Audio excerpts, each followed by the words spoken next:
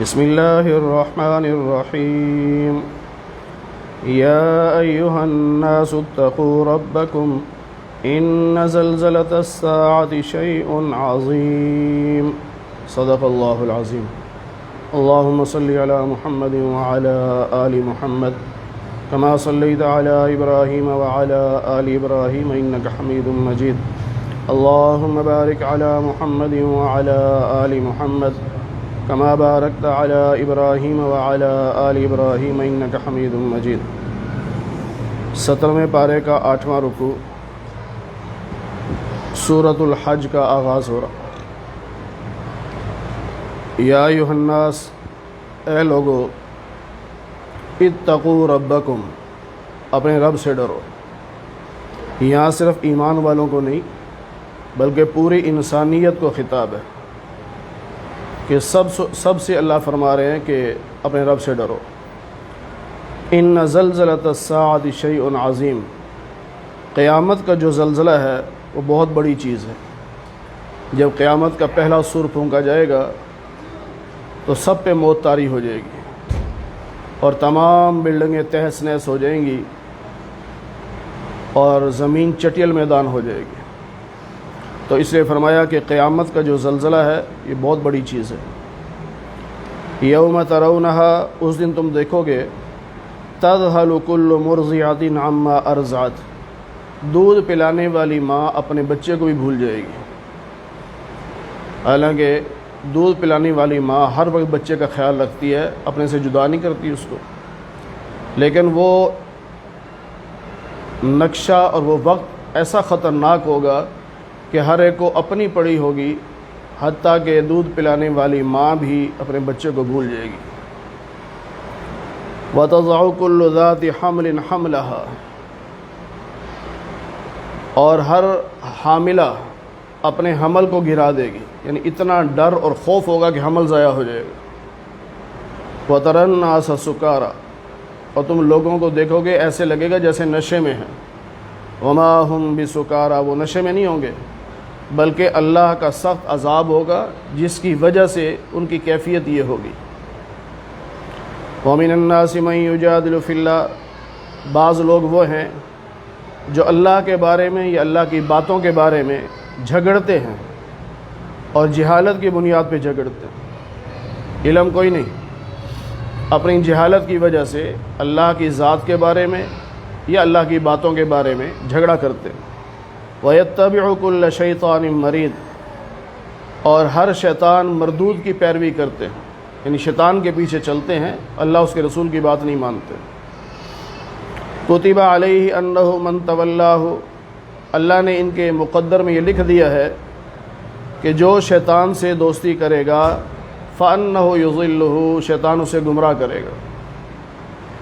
جو بھی شیطان سے دوستی کرے گا شیطان اسے گمراہ کرے گا۔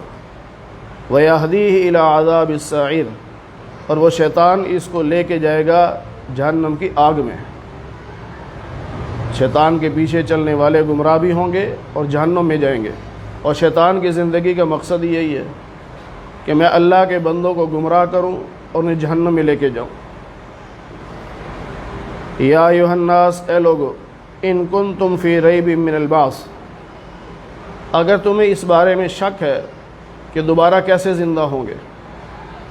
ہر زمانے کا کافر یہ کہتا تھا جب مر جائیں گے، مٹی ہو جائیں گے، ریزہ ریزہ ہو جائیں گے تو کیسے زندہ ہوں گے۔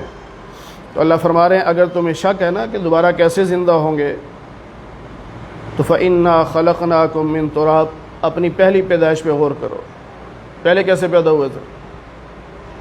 ہم نے تمہیں مٹی سے بنایا، یعنی مٹی سے اناج وغیرہ نکلا، سبزیاں پھل وغیرہ وہ ماں باپ نے کھائیں، وہ جسم میں خون بنا، وہ خون پھر پانی میں تبدیل ہوا۔ ثم من نطفہ، پھر وہ ایک قطرہ بن گیا، گندے پانی کا وہ ایک قطرہ بن گیا، پھر وہ قطرہ ماں کے رحم میں گیا تو ثم من علقہ، اب وہ جمع ہوا خون بن گیا جس طرح خون کا لوتھڑا ہوتا ہے۔ ثم من مضغۃ مخلقہ، پھر وہ جو گوشت کا لوتھڑا تھا اس پر اللہ نے نقش و نگار بنا دیے، یعنی بچے کے اعضاء بنائے۔ وغیر مخلقہ، اور بعض ایسے ہی رہ جاتے ہیں، اللہ نقش و نگار بناتا ہی نہیں، وہ پھر ضائع ہو جاتے ہیں۔ لِنُبَيِّنَ لَكُمْ، یہ تمہارے لیے واضح کرنے کے لیے ہے کہ تمہیں سمجھ آ جائے کہ دیکھو ایک قطرے سے اللہ گوشت بناتا ہے، پھر گوشت پہ نقش و نگار بچے کے بناتا ہے، اللہ کی مرضی ہے، بنائے نہ بنائے اللہ کی مرضی۔ وَنُقِرُّ فِي الْأَرْحَامِ، پھر جب وہ نقش و نگار بچے کے بن جاتے ہیں، یعنی اعضاء بنتے ہیں، تو پھر ہم اس کو ماں کے رحم میں ٹھہراتے ہیں، اور یہ ہماری مرضی سے ہوتا ہے، ہمارے حکم سے ہوتا ہے۔ کب تک ٹھہراتے ہیں؟ اِلیٰ اَجَلٍ مُّسَمًّى، ایک وقت مقرر تک، وہ اللہ کو پتہ ہے۔ کوئی بچہ 9ویں مہینے پیدا ہو جاتا ہے، کوئی 8ویں ہو جاتا ہے، کوئی 7ویں ہو جاتا ہے، اللہ کی مرضی ہے یہ تو اللہ کہتے ہیں ہمیں پتہ ہے، جتنا ہم چاہتے ہیں اتنا عرصہ اس کو ماں کے پیٹ میں رکھتے ہیں۔ ثُمَّ نُخْرِجُكُمْ طِفْلًا، پھر ہم تمہیں بچہ بنا کر باہر نکالتے ہیں۔ ثُمَّ لِتَبْلُغُوا أَشُدَّكُمْ، پھر ہم تمہیں جوانی تک پہنچا دیتے ہیں۔ چھوٹا سا کمزور سا بچہ ہوتا ہے، بڑھتے بڑھتے بڑھتے جوان ہو جاتا ہے۔ وَمِنكُم مَّن يُتَوَفَّى، پھر جوانی میں تم میں سے بعض کو موت آ جاتی ہے، جوان مر جاتے ہیں۔ وَمِنكُم مَّن يُرَدُّ إِلَىٰ أَرْذَلِ الْعُمُرِ، اور بعض کو جوانی میں موت نہیں دیتے، اس کو بڑھاپے میں لے جاتے ہیں، اور بڑھاپے کی بھی وہ عمر جس کو نکمی عمر کہا گیا، أَرْذَلِ الْعُمُرِ، نکمی عمر جس میں انسان کسی کام کا نہیں رہتا اور الٹا دوسروں پر بوجھ بن جاتا ہے، اس عمر تک اللہ پہنچا دیتے ہیں۔ اور یہ پہنچانے میں حکمت کیا ہے؟ لِكَيْ لَا يَعْلَمَ مِن بَعْدِ عِلْمٍ شَيْئًا، تاکہ وہ یہ بات جان لے کہ بڑا علم والا ہونے کے باوجود اس عمر میں آ کے علم سے فارغ ہو گیا، یعنی علم ہی کوئی نہیں۔ اب کتنے ایسے بوڑھے لوگ ہیں وہ اپنا علم ہی بھول جاتے ہیں، اپنے ہوش ہی کھو بیٹھتے ہیں، کچھ پتہ نہیں ہم کیا کر رہے ہیں، کیا کہہ رہے ہیں، اور باتیں کرتے کرتے کہیں گے میں نے بات ہی نہیں کی، یا کھانا کھا کے ساتھ میں تو کھایا ہی نہیں، میں تو پیا ہی نہیں۔ یہ نکمی عمر ہے، اس سے پناہ مانگنی چاہیے۔ حدیث پاک میں اس کی دعا آئی ہے، اللہم انی اعوذ بک من ارذل العمر، اے اللہ اس نکمی عمر سے میں آپ کی پناہ میں آتا ہوں۔ اور دین پر چلنے والوں کو اللہ بچا لیتے ہیں۔ عمر بے شک زیادہ ہوگی لیکن اس میں برکت ہوگی، دماغ بھی کام کرے گا، اعضاء بھی کام کریں گے۔ بے شک وہ عمر عام لوگوں کی بنسبت زیادہ ہوگی، لیکن دین کی برکت ایسی ہوگی کہ دماغ اس کا خراب نہیں ہوگا، دماغ صحیح کام کرے گا۔ ہمارے کتنے بزرگ ہیں، بعض علماء 124 سال کی عمر میں، 125 سال کی عمر میں، یہ اب کے حالات ہیں، 105 سال کی عمر میں انتقال ہوا ہے، لیکن آخری وقت تک نماز بھی پڑھ رہے ہیں، گفتگو بھی کر رہے ہیں، مسئلہ بھی بتا رہے ہیں، حتیٰ کہ حوالہ بھی بتا رہے ہیں کہ فلاں کتاب کے فلاں صفحے پہ۔ یہ دین کی برکت ہے۔ پھر اللہ فرماتے ہیں وَتَرَى الْأَرْضَ حَامِدَةً، تم نے دیکھا زمین کو بنجر ہوگی، ویران ہوگی، بارش نہیں ہو رہی، بالکل ویران پڑی ہے۔ پھر فَإِذَا أَنزَلْنَا عَلَيْهَا الْمَاءَ، پھر ہم نے اس پہ پانی برسایا، بارش، اہتزت، اب تر و تازہ ہو گئی، وربت، اور اب ابھر گئی، یعنی جس طرح پانی لگاتے ہیں تو کوئی چیز، جس طرح کوئی بھی چیز ابھر کے سامنے آتی ہے یعنی اچھی لگتی ہے۔ وَأَنبَتَتْ مِن كُلِّ زَوْجٍ بَهِيجٍ، اور ہر قسم کی چیزیں پھر پیدا ہونا شروع ہو گئی، یعنی زمین سے مختلف اجناس پیدا ہو رہے ہیں، گھاس پیدا ہو رہی ہے، پھول پیدا ہو رہے ہیں، سبزیاں پیدا ہو رہی ہیں۔ ذالک بأن اللہ، یہ اس لیے کہ بے شک اللہ تعالیٰ حق ہے، اور وہی مردوں کو زندہ کرے گا۔ یہ جو اللہ کہتے ہیں میں نے سمجھایا نا تمہیں کہ مٹی سے ہم نے قطرہ بنایا، قطرے سے لوتھڑا بنایا، لوتھڑے سے پھر بچہ بنایا، پھر جوانی میں موت دے دی، کسی کو بڑھاپے تک لے گئے۔ یہ مثال تمہیں اس لیے سمجھائی تاکہ تمہیں یہ یقین ہو جائے کہ اللہ جو کہہ رہا ہے وہ سچ ہے، اور اللہ مردوں کو زندہ کرے گا، کیونکہ اللہ تو ہر چیز پہ قادر ہے۔ وَأَنَّ السَّاعَةَ آتِيَةٌ، اور بے شک قیامت آ کے رہے گی، لا ریب فیہا، اس میں کوئی شک شبہ نہیں ہے۔ اگر کوئی شخص قیامت کے بارے میں شک کرے کہ پتہ نہیں آئے گی کہ نہیں آئے گی، تو یہ مسلمان نہیں رہے گا، دائرہ اسلام سے نکل جائے گا۔ 1.25 لاکھ نبیوں کی جو مشترکہ دعوت تھی، اس میں توحید، رسالت اور آخرت، یہ تینوں چیزیں ہیں۔ جو آخرت کا انکار کرے مسلمان نہیں رہے گا۔ وَأَنَّ اللَّهَ يَبْعَثُ مَن فِي الْقُبُورِ، اور اللہ تعالیٰ اٹھائے گا ان سب کو جو قبروں میں ہے، جتنے وفات پا چکے، ان سب کو اللہ تعالیٰ اٹھائے گا۔ وَمِنَ النَّاسِ مَن يُجَادِلُ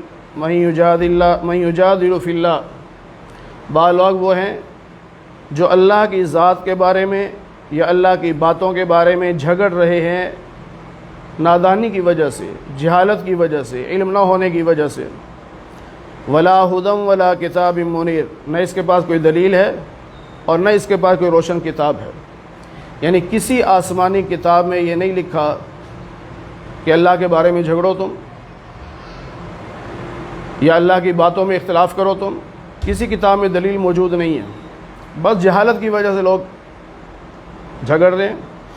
ثانیہ عطفہ، اب ایسے لوگ اپنا پہلو بدل لیتے ہیں، رخ بدل لیا، پہلو بدل لیا، اس لیے لیضل عن سبیل اللہ، تاکہ لوگوں کو اللہ کے راستے سے بہکائیں، بھٹکائیں، گمراہ کریں۔ ایک تو ہے اللہ کے بارے میں خود جھگڑتے ہیں، اور ایک یہ ہے کہ جھگڑنے کا مقصد یہ ہے کہ اوروں کو بھی گمراہ کریں۔ لہو فی الدنیا خزی، جو ایسے لوگ ہیں نا، اللہ دنیا میں بھی رسوا کرے گا اور قیامت کے دن ان کو جہنم کی آگ کا عذاب دیا جائے گا، آگ کا عذاب، اس میں جلو۔ ذالک ما قدمت یداک، یہ سب وہ ہے جو تمہارے ہاتھوں کی وجہ سے ہے، تمہارے کرتوتوں کی وجہ سے۔ وَأَنَّ اللَّهَ لَيْسَ بِظَلَّامٍ لِّلْعَبِيدِ، اللہ تو بندوں پہ ظلم نہیں کرتا۔ تو یہ نہ سمجھے کہ اللہ نے جہنم میں پھینک دیا، بڑا ظلم کر دیا اللہ نے۔ اللہ کہتے ہیں میں نہیں ظلم کرتا، تم اللہ کی بات نہ مان کر ظلم کرتے ہو، تو قصور تمہارا اپنا ہے۔ جب اللہ کے بندے ہو، اللہ نے بنایا ہے، اللہ نے پیدا کیا، تو اللہ کی بات مانو۔ جب نہیں مانو گے اور اللہ کی پکڑ آئے گی تو پھر یہ نہ کہنا کہ اللہ نے ظلم کیا، لیکن سمجھ لو کہ تمہارے اپنے گناہوں کی وجہ سے یہ عذاب آیا ہے، اللہ نے ظلم نہیں کیا۔ ایک حدیث پاک ہے، کافی تفصیلی حدیث ہے، کہ نبی پاک صلی اللہ علیہ وسلم نے فرمایا، یہی سارا طریقہ بتایا کہ بچہ کیسے پیدا ہوتا ہے، جو یہاں آیت میں ہے کہ مٹی سے ماں باپ کا خون بنتا ہے، یعنی مٹی کی چیزوں سے، کھانے سے، پھر وہ پانی کا قطرہ بنتا ہے، وہ گوشت کا لوتھڑا بنتا ہے، پھر اس میں نقش و نگار آتے ہیں اور ہڈیاں بن جاتی ہیں، اور پھر جب اس میں روح پھونکی جاتی ہے تو اس کی زندگی بھی لکھ دی جاتی ہے، رزق بھی لکھ دیا جاتا ہے کہ اتنی اس کی عمر ہوگی، اس کا یہ رزق ہوگا، نیک ہوگا برا ہوگا، یہ بھی لکھ دیا جاتا ہے۔ پھر جو بچہ پیدا ہوتا ہے، جب تک وہ جوان نہ ہو جائے اس کا نامہ اعمال نہیں کھلتا۔ فرشتے پوچھتے ہیں یا اللہ اس نے یہ گناہ کر دیا، گالی دے دی، جھوٹ بول دیا، کسی کے ساتھ شرارت کر دی، یا اللہ کیا کریں؟ اللہ کہتے ہیں کچھ نہیں کہنا، بچہ ہے، کچھ نہیں کہنا، کوئی گناہ نہیں لکھا جاتا۔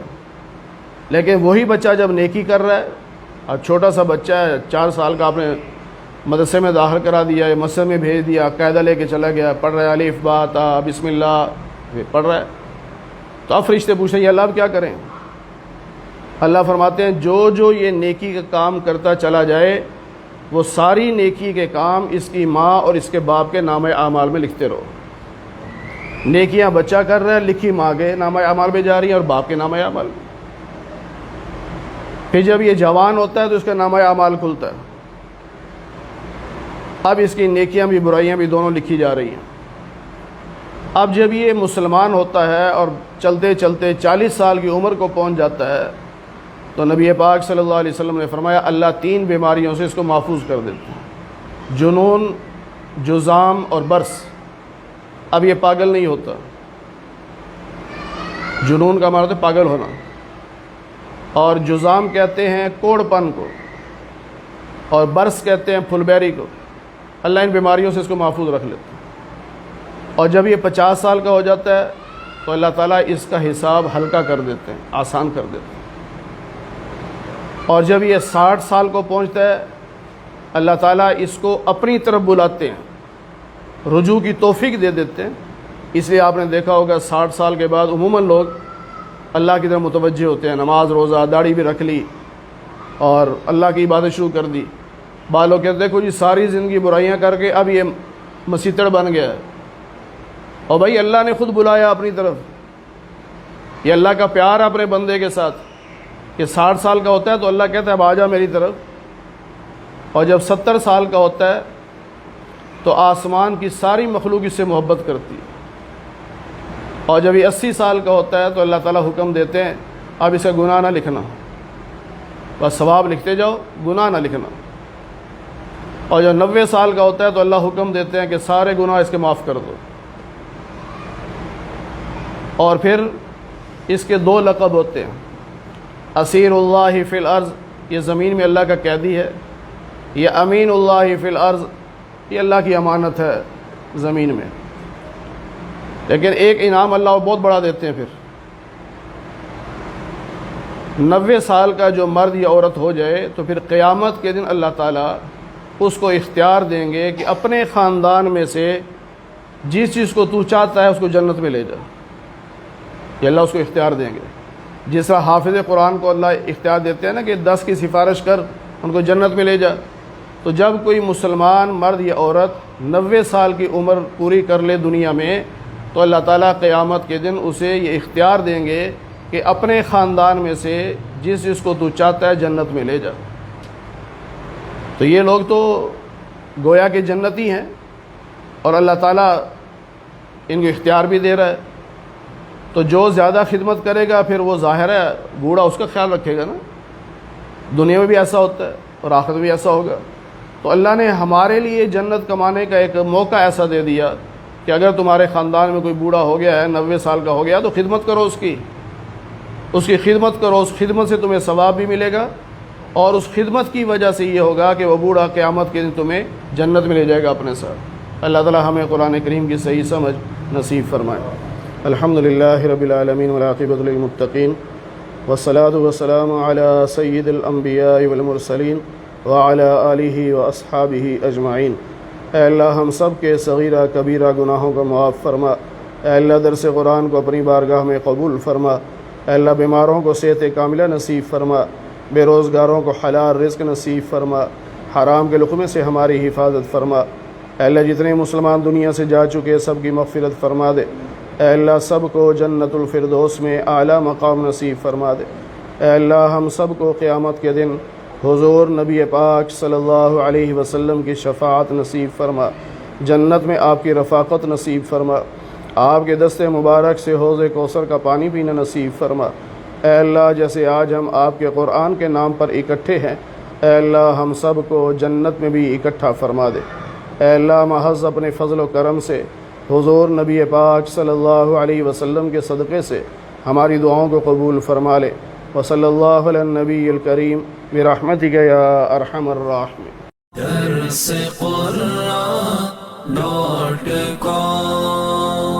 www.darsequran.com